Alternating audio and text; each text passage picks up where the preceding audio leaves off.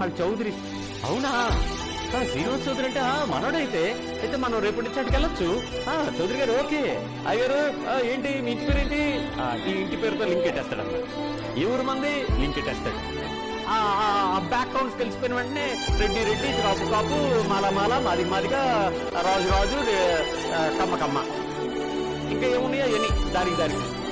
Pastors ఫెలోషిప్లో సైతం ఇలాంటి కుల సంఘాలు ఏర్పడిన తర్వాత నీ సంఘం ఏంటి, నీ సేవ ఏంటి, నువ్వు సేవకుడు ఏంటి, నువ్వు నడిపించేది అసలు ఆత్మీయత ఏంటి? మతుండే ఏమన్నా పనిచేస్తున్నావు ప్రభు దగ్గర? కుల సంఘాలను ఏర్పాటు చేసుకోవడానికి సంఘాన్ని వాడుకుంటావా? సేవను వాడుకుంటావా? సేవకుని విశ్వాసులు వాడుకుంటావా? సేవలో నాయకులు వాడుకుంటావా?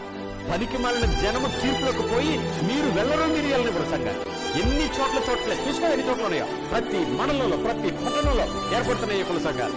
ఇప్పటికీ నీలో క్రీస్తు తెలియదు. ఒకప్పుడు తెలిసిన క్రీస్తు వేరు, ఇప్పుడు నువ్వు నడుచుకుంటూ వెంబడిస్తున్నా ఈ బర్యేసు వేరు. ఈ బర్యేసు సేవకులారా తీర్పులో పోతారు, జాగ్రత్తగా ఉండండి. ఆల్రెడీ మీరు నరకంలోనే ఉన్నారు, ఇంకా నరకపాయలు, మరింత నరకపాయలు మీరు మార్చకండి. దయచేసి చేతులు జోడించి అర్థిస్తున్నాను. మీకు తెలిసిన యేసుక్రీస్తు పరలోక సంబంధించిన నివాసి, కుల సంబంధమైన సంఘం కాదు. యేసుక్రీస్తుకి కులం లేదురా.